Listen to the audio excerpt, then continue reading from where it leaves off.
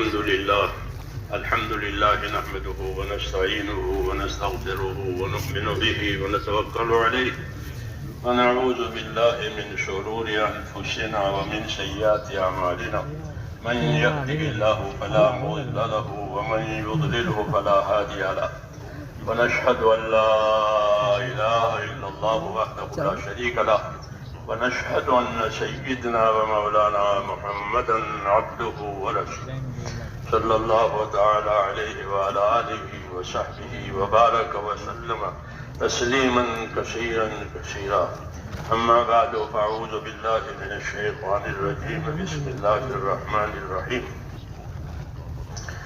إن الذين قالوا ربنا الله ثم استقاموا تتنزل عليهم الملائكة ولا تخافوا ولا تحزنوا وابشروا بالجنة التي كنتم توعدون نحن أولياؤكم في الحياة الدنيا وفي الآخرة ولكم فيها ما تشتهي أنفسكم ولكم فيها ما تدعون نزلا من غفور رحيم ومن أحسن قولا ممن دعا إلى الله وعمل صالحا وقال إنني من المسلمين صدق الله العظيم.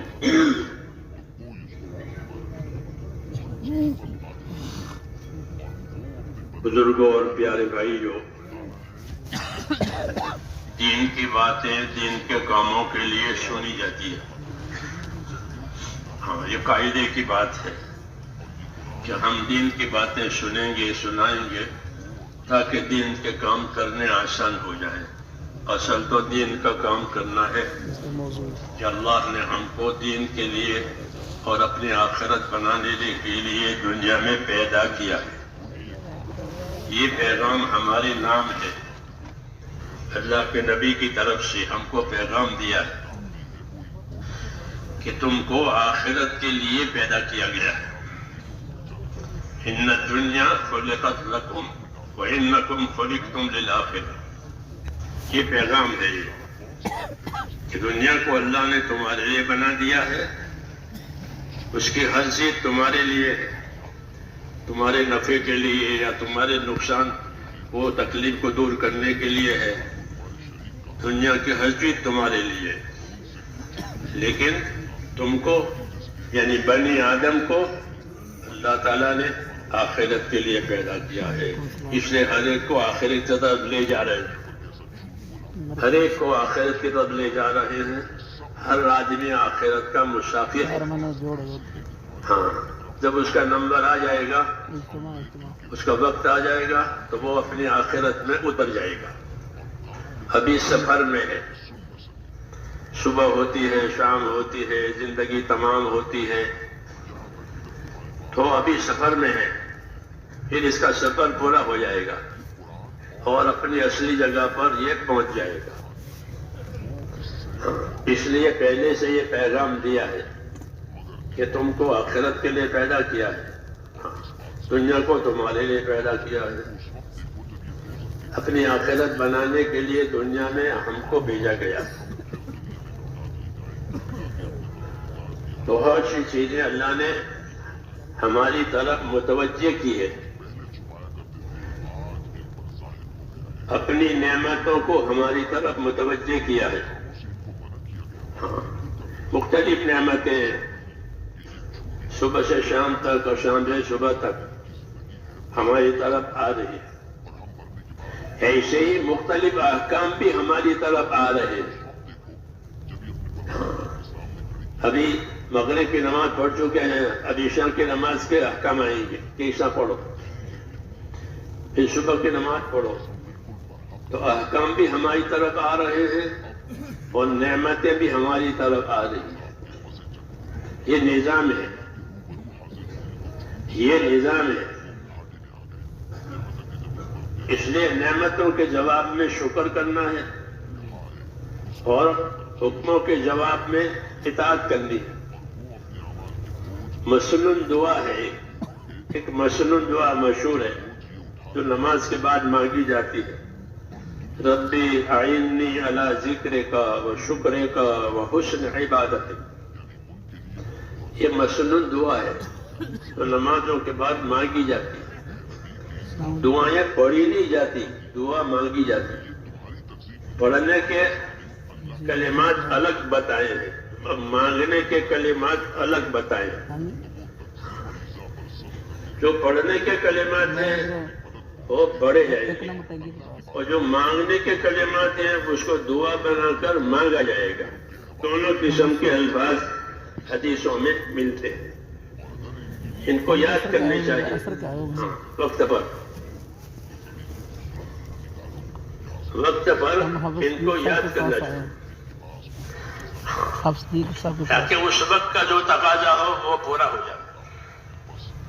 جی اس لیے کہتے ہیں اللہ کے راستے میں نکل کر کے ان باتوں کو سیکھیں کہ یہ چلتا پھرتا مدرسہ بھی ہے. جس طرح یہ ایک محنت نصرت ہے، ایسے ہی یہ چلتا پھرتا مدرسہ بھی ہے کہ چلو پھرو، سیکھو، سکھاؤ، یاد کرو، یاد کراؤ، خود بھی تیار ہو جاؤ، دوسروں کو بھی تیار کرو. ہاں، خالی نکل جانا نہیں ہے، بلکہ اس نکلنے کے ساتھ بہت سی چیزیں ہیں جس سے یہ کام پورا ہوتا ہے اور اس کے نتائج آتے ہیں. کام پورا ہوگا تو اچھے نتائج آئیں گے، یہ کام ناقص ہوگا تو اچھے نتائج کیسے آئیں گے؟ تو میں نے کہا ہر وقت کے احکام، ہر وقت کی نعمتیں ہماری طرف آتی ہیں، اس لیے اس کا دھیان کرنا ضروری ہے. ہم آگے ہیں 12 شہر، ہم واپس جا رہے ہیں. ایک دفعہ بہت شروع کا زمانہ تھا، ایک میں میرا ساتھی، ہم جماعت پہ جا رہے، اپنے گاؤں سے جا رہے. تو مشرق کی طرف کا رخ تھا ہمارا، کوئی ہمارا راستہ ہے گاؤں میں سے نکلنے کا. تو گاؤں سے باہر نکلے، سڑک پر آئے تو سورج نکلا مشرق کی طرف سے. وہی سورج نکلنے کا وقت تھا. تو میرا ساتھی مجھے کہہ رہے کہ سورج نکل رہا. سورج نکلنے کے بعد میں کیا کہنا چاہیے؟ مجھے تو معلوم نہیں یہ سورج نکل رہا. سورج نکلنے کے بعد میں کیا کہنا چاہیے، کیا پڑھنا چاہیے؟ مجھے نہیں معلوم. تو اس نے مجھ کو بتایا، یوں کہو الحمدللہ الذي أقالنا يومنا هذا ولم يهلكنا بذنوبنا. یہ مشنون کلمات ہیں، دعا نہیں ہے، یہ مشنون کلمات ہیں. الحمدللہ الذي أقالنا يومنا هذا ولم يهلكنا بذنوبنا. میں بہت متاثر ہوں کہ بیچارہ وہ تو کھیتی کرنے والا تھا اور میں تو مولوی تھا. ہاں، وہ مجھے یاد نہیں، اس کو یاد ہے. کیوں کہ انما العلم بالتعلم والفقہ بالتفقہ. علم تو سیکھنے سے ہی آتا ہے، وہ سمجھ تو سمجھنے سے پیدا ہوتی ہے. ہاں، علم نہ سیکھے تو کہاں سے علم آ جائے گا، سمجھ نہ لے تو سمجھ کہاں سے آئے گی. تو یہ مجھے اس نے بتائی، بہت شروع زمانے کی بات ہے. اسٹینڈ پہ آ گئے نا، مجھے کہا یہ نکل رہا ہے، یہ کہنا کہ الحمدللہ الذی اقالنا یومنا ھذا ولم یہلکنا بذنوبنا. شکر ہے اس اللہ کا، اس کا ترجمہ ہے، شکر ہے اس اللہ کا کہ جس نے یہ سورت دوبارہ نکالا. ہاں، کل بھی نکلا تھا لیکن دوبارہ اس لیے کہ آج وہ بھی نکلا، ہم بھی زندہ ہیں. ورنہ ایسا جو ہوتا ہے سورت تو نکلے گا لیکن کل والے مر گیا، کل والا مر گیا ہے. تو اس لیے کہا کہ الحمدللہ، شکر ہے اللہ کا، الذی اقالنا یومنا ھذا، کہ آج کا دن دوبارہ ہم پر لوٹ آیا. کل کا دن تو گزر گیا، آج دوبارہ دوسرا دن دیا جینے کے لیے. اور ہم کو ہمارے گناہوں کے سبب آپ نے ہم کو ہلاک نہیں کیا، ورنہ گناہوں کے سبب ہلاک بھی کر سکتے. بعض قوموں کو راتوں میں ہلاک کر دیا اللہ نے. جی ہاں، راتوں میں ہی ہلاک کرے، ان کی صبح ہوئی نہیں تو ہم کو ہلاک دیا. تو میں نے کہا ہر وقت کے احکام ہوتے ہیں، ہر وقت کی ذمہ داریاں ہوتی ہیں. اس کو سمجھنا اور اس کو پورا کرنا یہ دین کا تقاضا ہوتا ہے کہ اپنی اپنی ذمہ داریوں کو سمجھو یہ ہم سے کہا جاتا ہے اور پھر اس کو پورا کرو کہ زندگی ذمہ داریوں کے پورا کرنے کا نام ہے. ہاں کہ زندگی پوری ہو گئی ذمہ داریوں کے ساتھ کہ نعم اجر العاملین، جو کہا نعم اجر العاملین، کہ ذمہ داریوں کے پورا کرنے والا کا اجر و انعام تو بہت ہی اعلیٰ درجے کا ہوگا. کیوں کہ انہوں نے اپنی زندگی کی ذمہ داریاں پوری کی ہے سیکھ سمجھ کر کے. تو کہا نعم اجر العاملین کہ ان کا اجر و انعام تو بہت اعلیٰ ہوگا. یہ ترغیب دی ہے کہ اپنی ذمہ داریوں کو سمجھنا اور اپنی ذمہ داریوں کو پورا کرنا اور اچھی طریقے سے پورا کرنا. ایک تو ہے سر سے اتار دینا، یہ تو نوکروں کا کام ہے کہ نوکر اپنے سر سے اتار دیتا ہے بس، اور وقت پورا ہو گیا تو چلا جاتا ہے کہ بس میں جا رہا ہوں، میرا وقت ہو گیا. تو میرے بھائیوں، ہم نوکر نہیں ہیں، ہم تو اپنی مایا کے ذمہ دار ہیں. جو مایا ہمارے ذمہ اللہ نے کی ہے، جو ذمہ داری کی ہے، اس کے ہم ذمہ دار ہیں، نوکر نہیں. نوکر تو جتنا وقت تھا وہ پورا کر کے چلا جاتا ہے. ہم تو اپنے دین کے ذمہ دار ہیں اور اپنی نعمتوں کے بھی ذمہ دار ہیں. دین کے ذمہ دار ہونے کی وجہ سے ہم پر اطاعت آئے گی اور نعمتوں کے ذمہ دار ہونے کی وجہ سے اس کی شکر گزاری ہوگی، ان نعمتوں کا حق ادا کرنا ہوگا. یہ کام ہے ہمارا کہ نعمتیں ہمیں، تو ان نعمتوں میں کیا حق ہے؟ یا خالی نعمتوں سے فائدہ اٹھانا، نعمتوں سے راحت لینا؟ کہ نعمتوں سے راحت لینا مقصود نہیں ہے، بلکہ نعمتوں کو اپنے مقصد میں مددگار بنانا ہے. یہ اصل مطلب ہے کہ بھئی نعمتیں کیوں دی ہیں؟ کہ نعمتیں اس لیے نہیں دی ہیں کہ خوشحال رہو نعمتوں میں، ہاں خوش، کہ نہیں ایاک والتنعم، خبردار عیش پرست نہ بنو نعمتوں کی وجہ سے. یوں کہو کہ نعمتوں کی وجہ سے عیش پرست نہیں بننا ہے، ایاک والتنعم، خبردار عیش پرست نہ بنو. تو نعمتوں کی وجہ سے عیش پرست نہیں بننا ہے، یہ ہماری تعلیم نہیں ہے. ہاں جو اللہ کو نہیں مانتے، آخرت کو نہیں جانتے، وہ کہتے ہیں بس یہ انہی حیات دنیا، یہی زندگی ہے اور باقی کچھ نہیں ہے. تو یہ ان کا خیال باطل ہے. ان کو بعد میں بات ان پر روشن ہو جائے گی کہ حقیقت کیا تھی. ہم کو اللہ تعالیٰ نے اپنا فضل و کرم سے روشن چیز دے دی ہے. دنیا کیا ہے، آخرت کیا ہے، دین کیا ہے، ہمارے لیے سب چیزیں آ گئی. حضور صلی اللہ علیہ وسلم کے اوپر یاد دہانی کی چیزیں آ گئی ہیں. وَأَنزَلْنَا إِلَيْكَ الذِّكْرَ، اے نبی ہم نے آپ کی طرف ایک ذکر نازل کیا ہے، ایک یاد دہانی کی چیزیں نازل کی ہے. وَأَنزَلْنَا إِلَيْكَ الذِّكْرَ، تاکہ آپ لوگوں کو سمجھائیں. لِتُبَيِّنَ لِلنَّاسِ مَا نُزِّلَ إِلَيْهِمْ، ہم نے آپ کی طرف ایک ذکر نازل کیا ہے، ایک دین نازل کیا ہے، تاکہ آپ لوگوں کو کھول کھول کے بتائیں کہ اس وقت یہ ہے، اس وقت یہ ہے، اس وقت کا یہ تقاضا ہے، اس وقت یہ منع ہے. لِتُبَيِّنَ لِلنَّاسِ مَا نُزِّلَ إِلَيْهِمْ، ان کے لیے جو چیزیں نازل کی گئی ہے ان کو آپ کھول کھول کر کے بتائیں.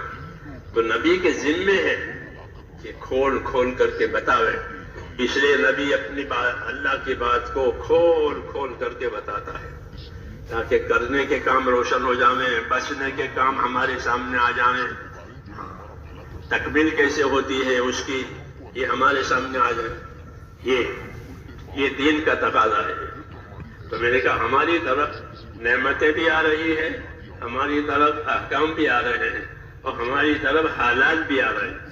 یہ سب چیزیں انسانوں کی طرف آتی ہیں. نعمتیں تو پہلے دن سے ہیں. اللہ کہتے ہیں ہم نے تم کو نعمتوں میں ڈانپ دیا ہے. تھوڑی نعمتیں لیکن نعمتوں میں تمہیں ڈانپ دیا. بس علیکم نعمہ، کہ نعمتوں سے ہم نے تم کو ڈھانپ دیا ہے.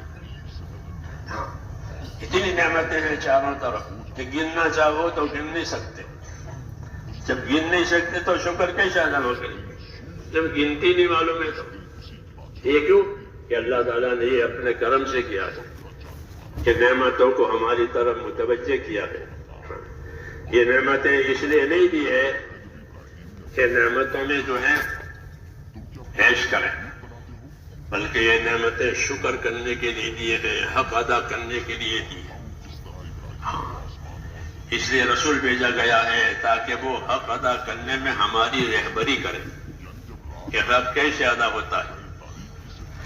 اگر نبی کی رہبری نہیں ہوگی تو پھر گمراہی ہوگی، پھر نفس کے تقاضے ہوں گے خواہشات کے، اور شیطان کے تقاضے ہوں گے بہکانے کے. ہاں وہ بہکاتا ہے، اور نفس کے تقاضے اپنے خواہشات کے ہوتے ہیں، اور یہ دونوں تقاضوں کا انجام محرومی ہے. اس لیے ایک ہی راستہ ہے، قل ھذہ سبیلی، کہہ دو یہی میرا راستہ ہے. باقی وہ دوسرے ہمارے راستے نہیں ہیں کہ وہ تو بھٹکنے کے راستے کہ شیطان بہکاتا ہے، مختلف طریقے سے بہکاتا ہے تاکہ آدمی دین پر نہ آوے، اور آوے تو صحیح معنی میں دین کا حق ادا نہ کر. اس لیے کبھی تو وہ ڈراتا ہے، شیطان ڈراتا ہے حالات سے، تخویف اس کا کام ہے کہ شیطان ڈرائے گا حالات سے، یوں ہو جائے گا، یوں ہو جائے گا، یوں ہو جائے گا. حالانکہ بھی کچھ ہوا بھی نہیں ہے، ابھی نہیں کچھ ہوا، لیکن اس سے پہلے ڈرایا ہے. وہ یہ ڈرے ہوئے رہتے ہیں، پھر ان پر ہنستا بھی ہے.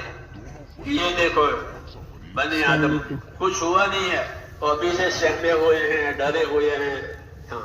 یہ ہو جائیں گے، بیمار ہو جائیں گے، غریب ہو جائیں گے، حالانکہ ہوئے نہیں ہے لیکن ڈرے. تخفیف اس کا کام ہے، ایسے تشویل اس کا کام ہے. تشویل کا مطلب یہ ہوتا ہے کہ بہانے بنانا، باتیں بنانا، تاکہ اپنے آپ کو بے قصور ثابت کرے. یہ بھی سکھائے گا. منافقین جب کوئی اجتماعی کام میں نہیں چاہتے تھے تو بہانے بناتے تھے کہ ہمارے گھر یوں سونے پڑے ہوئے ہیں، کوئی دیکھ بھال کرنے والا نہیں ہے، اس لیے ہم معذور ہیں. ان بیوتنا عورا، ہمارے گھر سونے پڑے ہوئے ہیں. اللہ فرماتے وما ہی بعورا، یہ سونے نہیں ان کے گھر، یہ تو یہاں سے جان بچانا چاہتے ہیں. یہ تشویل کہلاتی ہے کہ بہانے سکھانا، بہانے سکھانا تاکہ قبضے میں نہ آئے. یہ شیطان کی طرف سے. اس لیے کہا کہ مخلص رہو، مخلص رہو، بہانے نہ بناؤ، سچے رہو اور سچوں کے ساتھ رہو. بہانے بناؤ گے تو ڈرایا ہے کہ کوئی بہانہ نہ بناوے. اگر بہانہ بنائے گا تو وہ بہانہ سچ مچ ہو جائے گا کہ میری طبیعت اچھی نہیں ہے، میں بیمار ہوں، میرے گھر میں سے اچھی نہیں ہے، وہ بیمار. یہ بہانہ کہ اگر بہانے بناؤ گے حضور نے فرمایا تو وہ بہانے سچ سے ہو جائیں گے. اللہ قدرت والا ہے. لا تمارضوا فتمرضوا، جان بوجھ کے بیمار نہ بنو ورنہ سچ مچ بیمار ہو جاؤ گے. اللہ قدرت والا ہے. یہ باتیں سکھائی ہیں کیوں؟ تاکہ اللہ کے سامنے چوکس بھی رہیں، اللہ کے سامنے صاف ستھرے رہیں، اللہ کے سامنے سچے رہیں. یہ دین سچا ہے، یہ دین سچا ہے، یہ دین حق ہے. قیامت کا دین بھی حق ہے، دین بھی حق ہے، قیامت کا دین بھی حق ہے. اس لیے جو حق پر رہے گا، سچائی پر رہے گا، اس کو فائدہ ہوگا.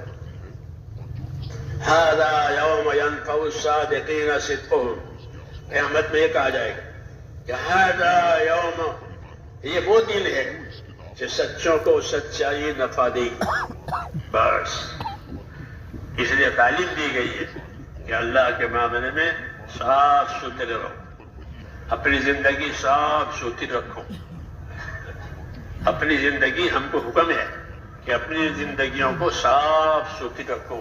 اللہم انی اسألک عیشۃ نقیہ. دعا مانگی ہے. دعا مانگی کیا؟ دعا سکھائی ہے. دعا سکھائی ہے کہ اللہم انی اسألک عیشۃ نقیہ. اے اللہ میں آپ سے صاف ستھری زندگی مانگتا ہوں کہ میں کسی کے گناہوں میں کسی کے حق میں ملوث نہ ہوں. میں اللہ کے حق میں بھی اور اس کے گناہوں میں بھی ملوث نہ رہوں. میں اپنے نفس کی شرارتوں میں بھی ملوث نہ رہوں. صاف زندگی. اللہم انی اسألک عیشۃ نقیہ. اے اللہ مجھے صاف ستھری زندگی دے. کتنی زبردست بات مانگی ہے. تو حضور صلی اللہ علیہ وسلم کی زندگی تو صاف ستھری تھی.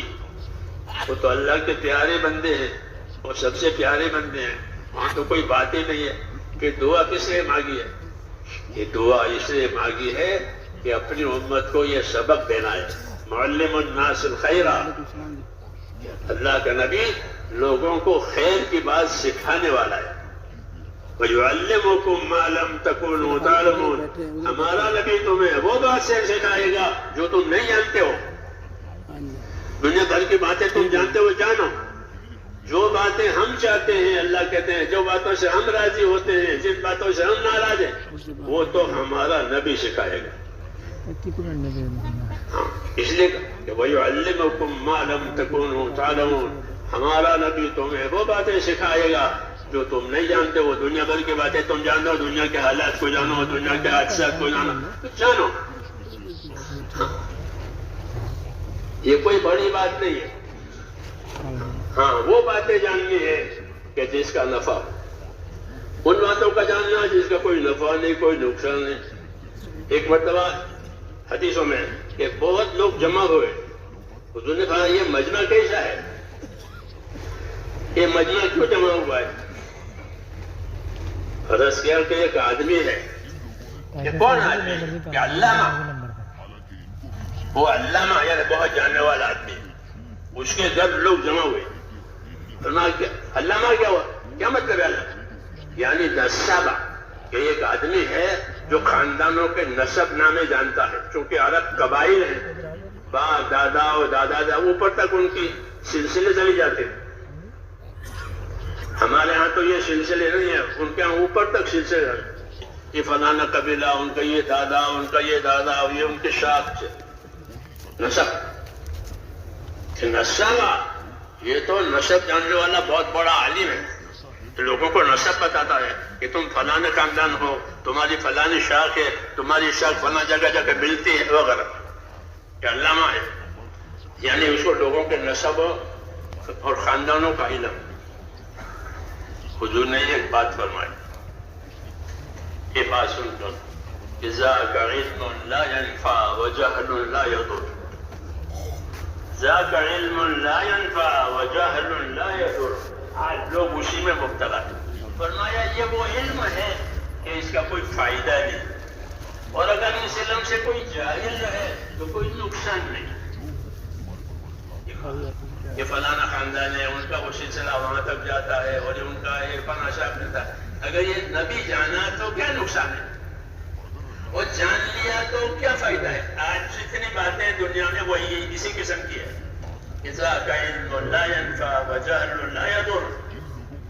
یہ وہ باتیں ہیں کہ جس کا کوئی فائدہ نہیں ہے اور نہ جانے تو کوئی نقصان نہیں ہے. یہ غیر ضروری. یہ کوئی علم نہیں ہے. آج لوگ اسی میں مبتلا ہیں. ذاک علم لا ينفع وجهل لا يضر. کہ اگر ان سے بے خبر بھی رہو تو کوئی نقصان نہیں ہوگا. تو باخبر بھی ہو گئے تو کوئی نفع نہیں. بہت بڑی بات ہے. ہاں جس علم کا نفع ہو یا اس کے نہ جاننے کا نقصان ہو وہ ضرور ہونا چاہیے. ہمارے ہاں جو علم و ذکر ہے وہ اسی کی ہی مطلب ہے. اس کا کہ علم و ذکر کے ساتھ زندگی گزارو. ہاں علم و ذکر کے ساتھ زندگی گزارو. یہ علم و ذکر جو ہے وہ تو دینی زندگی کے دو پہیے ہیں. اس کے بغیر دینی زندگی بنے گی نہیں, چلے گی نہیں. دین کا علم بھی نہیں ہے اور دین کے علم کا عمل بھی نہیں ہے تو کیا رہ گیا؟ یہ جہالت. تو رسول صلی اللہ علیہ وسلم نے لوگوں کو میرے دوستو جہالت میں سے نکالا ہے, غفلت میں سے نکالا ہے. علم و ذکر کہ علم کے مقابلے میں جہالت ہوتی ہے اور ذکر کے مقابلے میں غفلت ہوتی ہے. یہ غفلت میں نہیں, ذکر میں, جہالت میں نہیں, علم میں. تاکہ دین کا علم آوے, دین کا سیکھنا سکھانا آوے, تاکہ جو حقوق ہمارے اوپر عائد ہوتے ہیں دنیا میں وہ حقوق کی ہم کو خبر ہو جائے.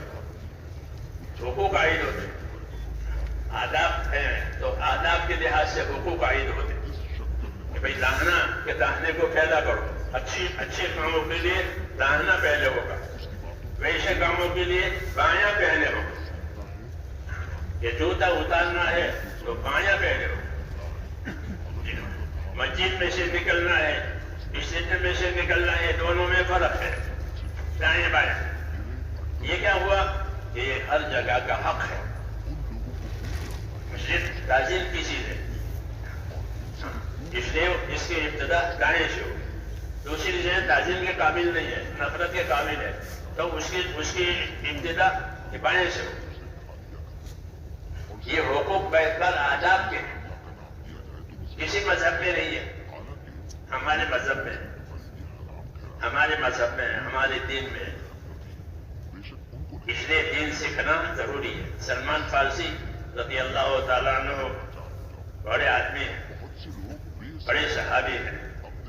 انہوں نے پہلے نبیوں کا عیسیٰ علیہ السلام کا زمانہ بھی پایا, ہمارے نبی کا زمانہ بھی پایا. بڑی لمبی عمر, 250 سال کی عمر پائی.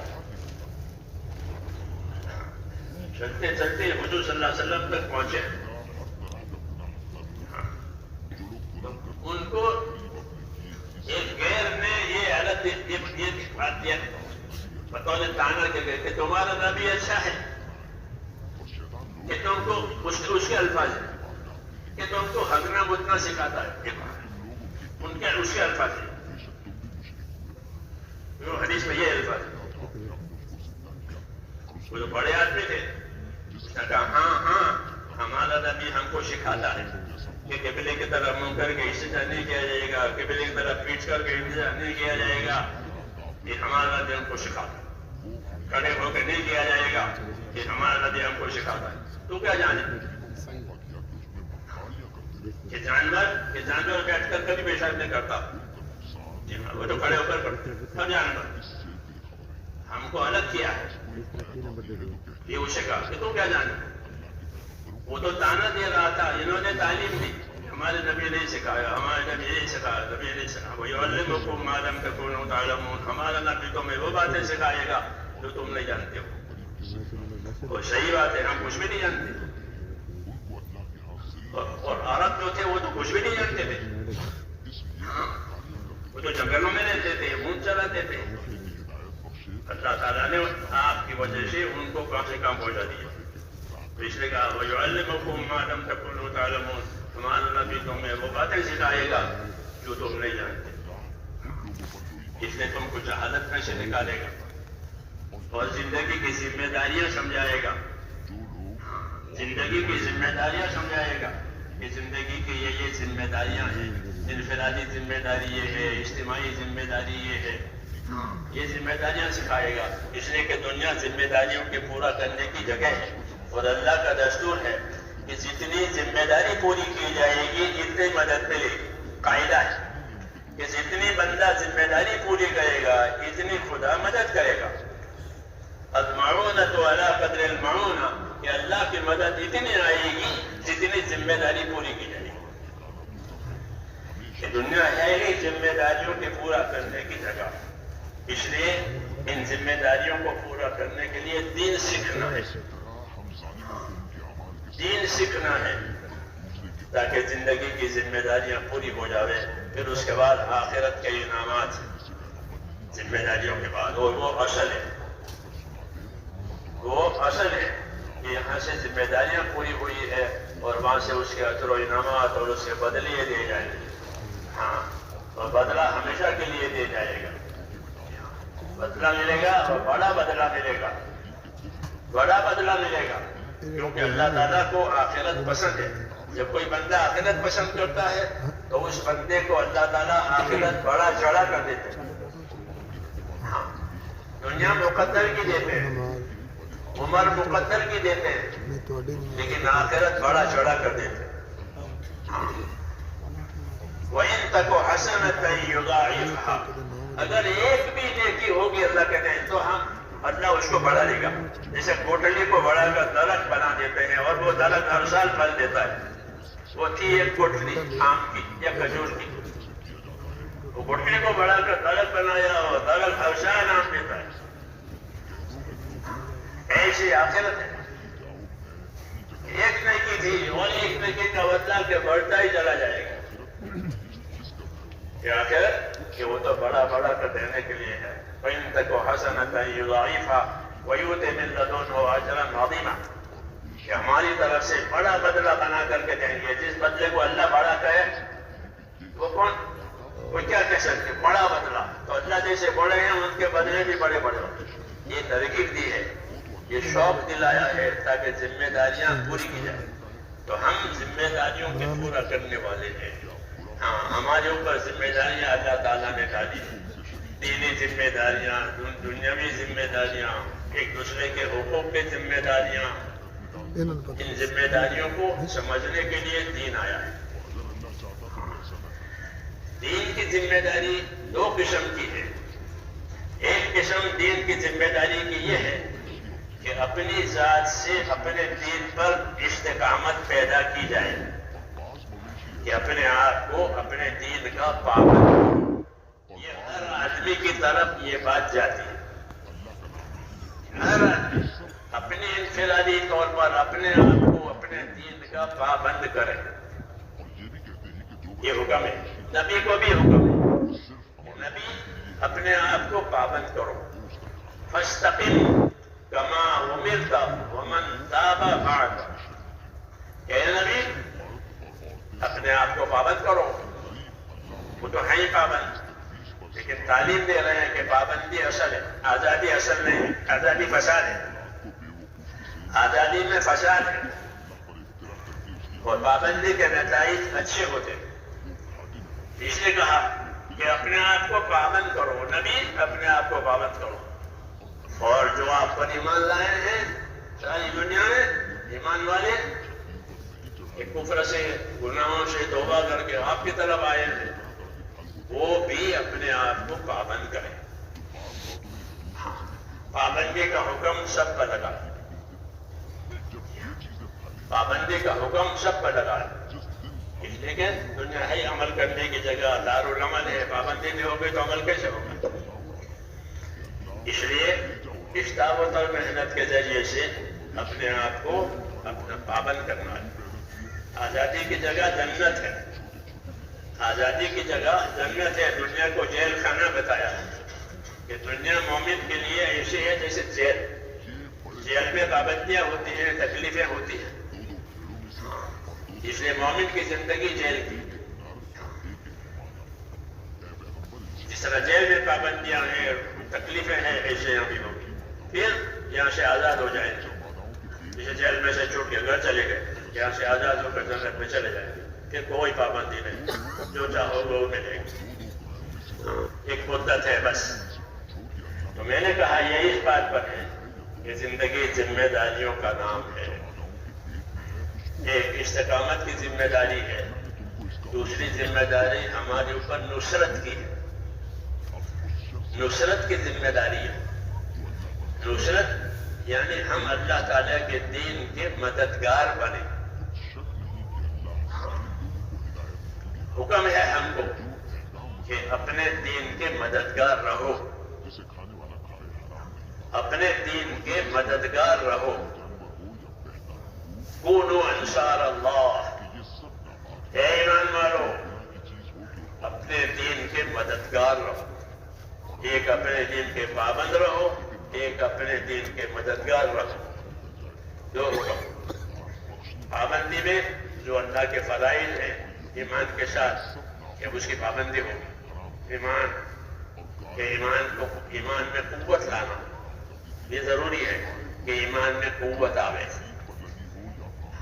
ایمان کی محنت سے قوت آتی ہے کہ ایمان کی محنت کرو تاکہ ایمان میں قوت آوے.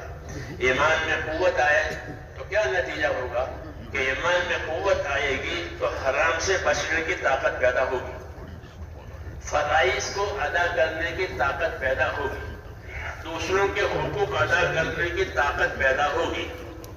ایمان کی طاقت کے یہ ثمرات ہیں، یہ ثمرات ہے کہ ایمان میں طاقت آئی. مجھے اللہ کو جواب دینا ہے، اللہ مجھ سے حساب لے گا، اللہ نے مجھ پر ذمہ داری ہے. ثواب اور عذاب اللہ کے فیصلے سے ہوگا اور ناپ تول کے ہوگا.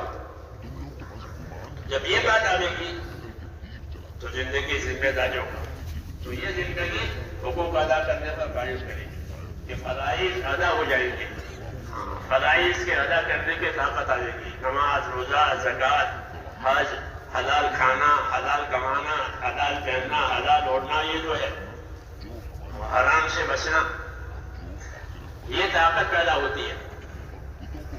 ایمان کی محنت سے یہ طاقت پیدا ہوتی ہے.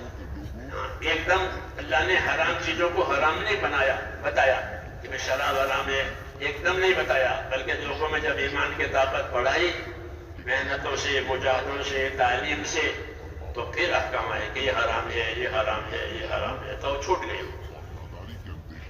محنت سے یہ طاقت پیدا ہوتی ہے کہ حرام سے بچا جائے گا اور فرائض کو اور حقوق کو ادا کیا جائے گا. فرائض کو اور حقوق کو ادا کیا جائے گا. یہ اس طاقت کا نتیجہ ہوتا ہے. جب ایمان میں طاقت آئی کہ اللہ نے کوئی چیز فرض کی ہے کہ اس کو ادا کریں، اس کو ادا کریں. ایسے دوسروں کے حقوق ہیں کہ وہ ادا کیے جائیں، وہ ادا ہو جائیں. ایمان کی طاقت کا یہ ثمرہ ہوتا ہے. اس لیے ایک ذمہ داری ہے کہ اپنے ایمان میں طاقت پیدا کی جائے. ایمان کی محنت سے ایمان میں طاقت آتی ہے. ایمان کی محنت چھوٹ جاتی ہے تو ایمان میں کمزوری آتی ہے. یعنی حقوق ادا کرنے میں کوتاہیاں اور کمزوریاں ہوگی. والذین جاہدوا فینا لنہدینہم سبلنا، اس آیت میں اسی کی طرف رہبری ہے کہ جو ہمارے راستوں کی محنت کریں گے ہم ان کو اپنے راستوں کی طرف رہبری دیں گے. سبل، اللہ کے راستے. اللہ کے راستے سے مراد وہ اعمال ہیں جو اللہ تعالیٰ کو پسند ہے کہ ان کو نیک اعمالوں کی طرف رہبری کی جائے گی. تو محنت کے ذریعے سے نیک اعمالوں کی طرف رہبری ہوگی. ہاں، اگر یہ چھوٹ جائے گی تو پھر نیک اعمالوں میں کوتاہیاں ہوگی. اس لیے ایک تو یہ اپنے اندر پیدا کرنے ہے اور اپنے دین کی نصرت کرنی ہے کہ اپنے دین کے مددگار بنو. اللہ تعالیٰ نے حضور صلی اللہ علیہ وسلم کی نصرت کے لیے انصار مدینہ کو تیار کیا کیونکہ نبی کو اپنی مدد کی ضرورت ہے. حضور صلی اللہ علیہ وسلم مکے کی گلیوں میں پھرتے تھے، لوگوں کو دعوت دیتے تھے. من ینصرنی، کون ہے جو میرا مددگار بنے، کون ہے جو میرا ساتھ دے. ٹھیک ہے، تو کوئی نہیں ہوتا تھا. لوگ جو طاقتور تھے وہ تو مانتے نہیں تھے، جو کمزور تھے وہ ڈرتے تھے، وہ چپکے چپکے ایمان لاتے تھے. تو گویا ایک بے کسی تھی آپ کے اوپر، بے کسی. جو طاقت والے تھے وہ دھیان نہیں دیتے تھے. ایسا طریقہ فرماتی تھی جب قریش نے اور ان طاقت والوں نے آپ کی طرف دھیان نہیں دیا تو اللہ تعالیٰ نے ان کے بجائے مدینے سے لوگ لائے. مدینے کے لوگ آئے، ان کو نہیں معلوم تھا آپ کا کام. وہ تو آئے تھے حج کے مجمع میں. لوگ آتے تھے حج میں، اس زمانے میں جاہلیت کا حج کرتے تھے، تو حج کے مجمع میں آئے تھے. حج کے مجمع میں رات میں آپ سے ملاقات ہو، کیونکہ حج کی راتیں سانجلی ہوتی ہے. لائٹ تو تھی نہیں اس زمانے میں، لیکن حج کی جو راتیں ہیں 10، 11، 12، 13 یہ تو چاندنی راتیں ہوتی ہیں. چاندنی رات میں آپ سے ملاقات تعارف ہوا کہ اللہ کا نبی ہے اور دعوت کو آپ نے دعوت دی, اپنا کام سمجھایا, اپنا مقصد سمجھایا. تو وہ کہتے ہیں کہ ہاں یہ باتیں تو ہم نے یہودیوں سے سن رکھی تھی, پڑوس میں یہودی رہتے تھے کہ وہ کہتے تھے کہ آخر زمانے کا نبی آئے گا اور ہم ساتھ دیں گے, ہماری ترقی ہوگی وغیرہ وغیرہ, وہ باتیں کرتے تھے. وہ اپنی ترقی سوچیں, آپ کہنے لگے کہ وہ اپنی ترقی کریں, ہم اپنی ترقی کریں, اس لیے ہم ہی پہل کریں, یہودی پہل کریں, ہم پہل کریں. اپنی ترقی میں انہوں نے پہل کی اور رسول صلی اللہ علیہ وسلم کی بات قبول کر. یہاں سے انصار کا مسئلہ شروع ہوا, انصار کا مسئلہ شروع ہوا. عائشہ صدیقہ فرماتی تھی رضی اللہ عنہا کہ مکے والوں نے دھیان نہیں دیا, اللہ ان کو بتایا, یہ اللہ کے دستور ہے. اگر تم نہیں مانو گے دوسروں کو بتائے اور ان سے کام کرائے, ان کو پیچھے ہٹا دیں. قریش کو پیچھے ہٹا دیں. قریش محروم ہو گئی, جو نہیں مانے وہ محروم ہو گئے قیامت تک. ان کو محروم کیا کیونکہ انہوں نے ناقت نہیں کی, انہوں نے ناقت نہیں کی, ان کو محروم کیا. کراچی کا کراچی جو یہ راستہ یہ سے کاٹ دے گا دوسرا راستہ آگے تھوڑا. یہاں تک کہ انہوں نے اس کا تقاضا کیا کہ آپ ہمارے پاس آ جائیں, ہم ساتھ دیں گے اور جیسا آپ ساتھ مانگیں گے ایسا ساتھ دیں گے, جیسا آپ ساتھ مانگیں گے ایسا ساتھ دیں گے. اپنے بال بچوں کی پرواہ کیے بغیر آپ کا ساتھ دیں گے. عباس بن مطلب نے کہا کہ میرا بھتیجا ہے, ان کو لے جانا چاہتے ہو, معمولی بات نہیں ہے. اگر تمہارے اندر ہے دم خم تو لے جاؤ, نہیں تو ہمارے پاس چھوڑو. انہوں نے کہا کہ دم خم کی بات آپ کرتے ہو, آپ کیا کہنا چاہتے ہیں اس نبی کی نصرت کے لیے؟ آپ کیا کیا شرطیں لگانا چاہتے ہیں؟ لگائیے جو شرطیں ہیں ہم پوری کریں. اس طرح اپنے آماد کی ظاہر کی, یہ نبی جو شرط لگا ہم اس کے لیے تیار. نصرت کا مسئلہ ہے, نصرت کو نصرت کی کہ اپنی نصرت کو انہوں نے عیسیٰ تک پہنچایا, عیسیٰ تک پہنچایا. عیسیٰ تک پہنچانے کا مطلب یہ ہے کہ انہوں نے اپنی ضرورتوں کی, اپنی راحتوں کی کوئی پرواہ نہیں, کوئی پرواہ نہیں. راحت ہوگی, ضرورت پوری ہوگی, کچھ کام ہوگا. تو اپنی نصرت کو عیسیٰ کا پہنچانا, جیسے اپنی ضرورتیں پیچھے کر دی, اپنی راحتیں پیچھے کر دی, اور جو لوگ آئے تھے ان کی راحتیں, ان کی ضرورتیں, یہ بھی جو دروازے تھے وہ اس کو آگے کیا. اللہ تعالیٰ ان سے راضی ہو گیا. مہاجرین سے تو اس میں راضی ہو گیا. مہاجرین تو سب سے سچے ہیں کہ انہوں نے تو سب کچھ ان کا چھوٹ گیا. مہاجرین تو غریب ہو گئے, فقراء. ہجرت ایسی کی جو غریب ہو گئے, نصرت ایسی کی کہ عیسیٰ تک پہنچائے کہ اپنی حاجتیں بھی نہیں دیکھی. اس لیے یہ دو طرفے ہو گئے, مہاجرین اور انصار. ان کو اللہ نے سچا کہا, یہ سچے ہیں. مہاجرین کو سورہ حشر کے آیتوں میں کہ جنہوں نے ہجرت کی, خدا رہتا ہوں صالحون, یہ سچے ہیں. اور ان کو جنہوں نے جان مال اللہ تعالیٰ کے لیے لگائی, تو یہ بھی سچے ہیں.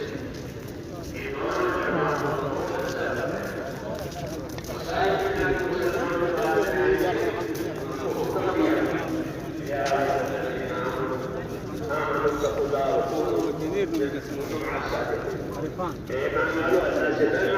سچوں کے ساتھ رہنا, سچے پڑھنے, سچے بولنے.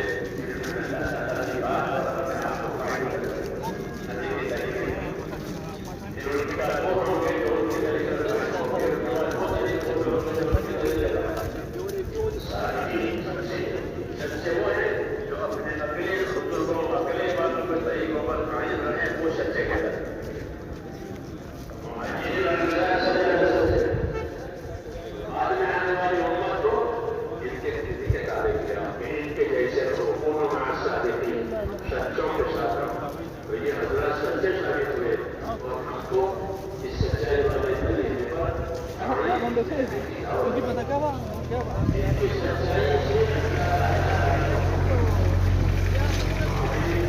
No sé,